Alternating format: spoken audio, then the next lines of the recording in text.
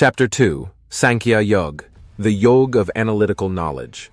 Text 1, Sanjaya said, seeing Arjuna full of compassion, his mind depressed, his eyes full of tears, Madhusudana, Krishna, spoke the following words. Text 2, the Supreme Personality of Godhead said, My dear Arjuna, how have these impurities come upon you? They are not at all befitting a man who knows the value of life. They lead not to higher planets, but to infamy. Text 3, O son of Pertha, do not yield to this degrading impotence. It does not become you. Give up such petty weakness of heart, and arise, O chastiser of the enemy. Text 4, Arjuna said, O killer of enemies, O killer of Madhu, how can I counterattack with arrows in battle men like Bhisma and Drona, who are worthy of my worship? Text 5, it would be better to live in this world by begging than to live at the cost of the lives of great souls who are my teachers. Even though desiring worldly gain, they are superiors. If they are killed, everything we enjoy will be tainted with blood. Text 6. Nor do we know which is better, conquering them or being conquered by them. If we killed the sons of Dhritarashtra, we should not care to live. Yet they are now standing before us on the battlefield. Text 7. Now I am confused about my duty and have lost all composure because of miserly weakness. In this condition I am asking you to tell me for certain what is best for me. Now I am your disciple and a soul surrendered unto you. Please instruct me. Text 8. I can find no means to drive away this grief which is drying up my senses. I will not be able to dispel it even if I win a prosperous, unrivaled kingdom on earth with sovereignty like the demigods in heaven. Text 9. Sanjaya said, having spoken thus, Arjuna, chastiser of enemies, told Krishna, Govinda, I shall not fight, and fell silent. Text 10.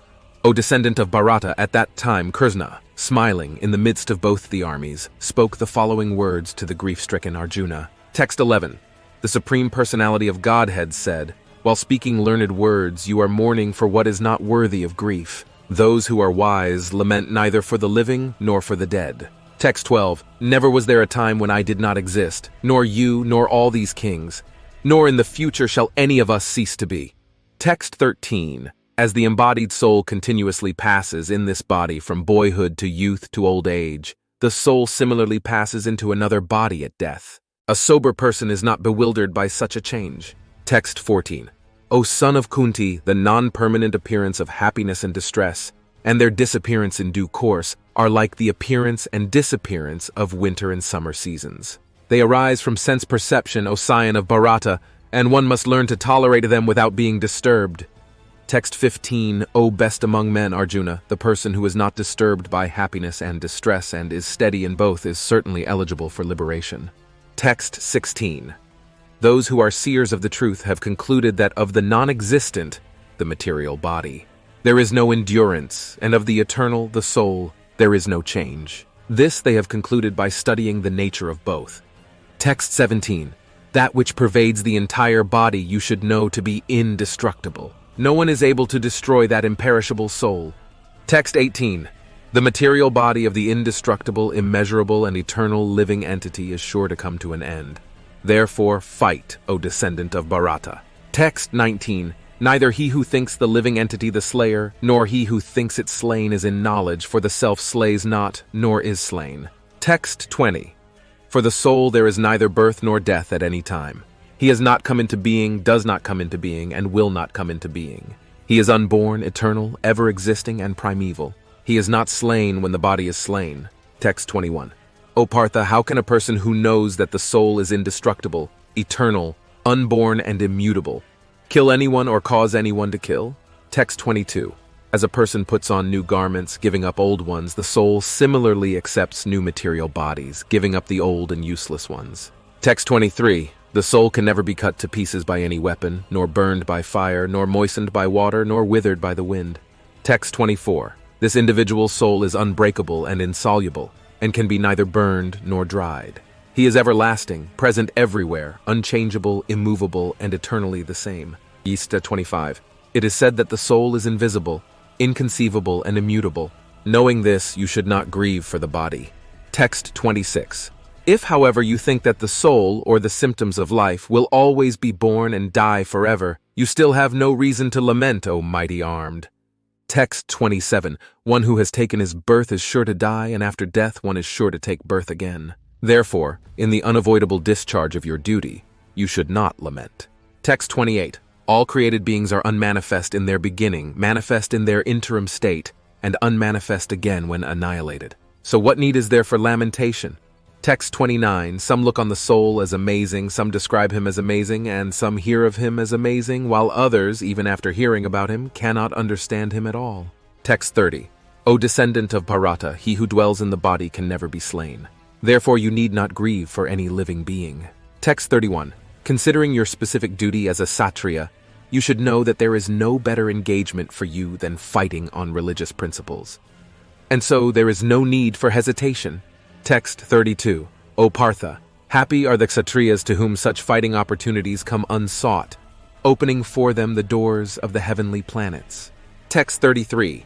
If, however, you do not perform your religious duty of fighting, then you will certainly incur sins for neglecting your duties, and thus lose your reputation as a fighter. Text 34. People will always speak of your infamy, and for a respectable person, dishonor is worse than death. Text 35.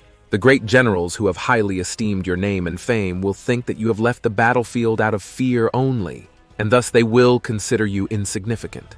Text 36. Your enemies will describe you in many unkind words and scorn your ability. What could be more painful for you? Text 37. O son of Kunti, either you will be killed on the battlefield and attain the heavenly planets, or you will conquer and enjoy the earthly kingdom. Therefore get up with determination and fight. Text 38. Do thou fight for the sake of fighting, without considering happiness or distress, loss or gain, victory or defeat, and by so doing you shall never incur sin. Text 39. Thus far I have described this knowledge to you through analytical study. Now listen as I explain it in terms of working without fruitive results. O son of Partha, when you act in such knowledge, you can free yourself from the bondage of works. Text 40. In this endeavor there is no loss or diminution, and a little advancement on this path can protect one from the most dangerous type of fear. Text 41. Those who are on this path are resolute in purpose, and their aim is one. O beloved child of the Kurus, the intelligence of those who are irresolute is many-branched.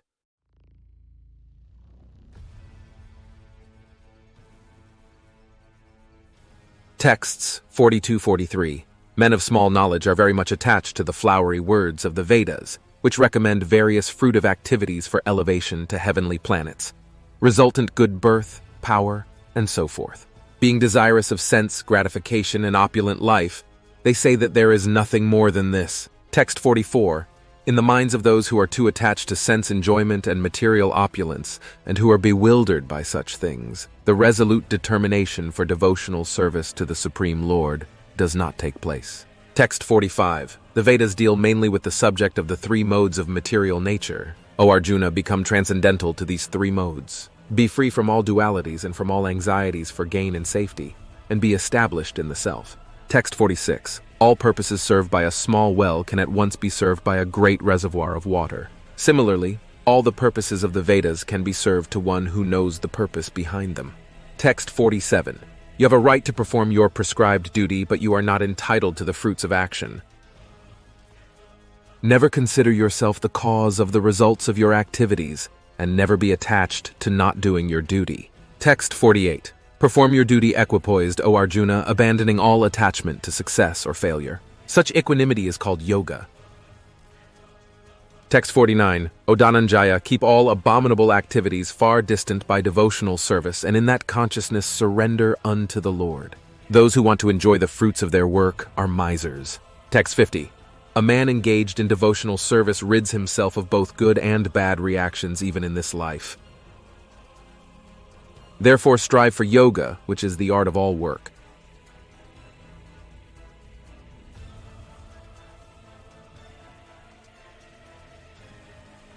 Text 51. By thus engaging in devotional service to the Lord, great sages or devotees free themselves from the results of work in the material world.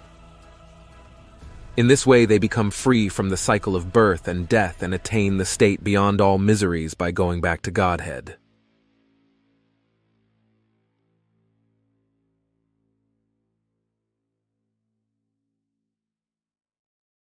Text 52. When your intelligence has passed out of the dense forest of delusion, you shall become indifferent to all that has been heard and all that is to be heard.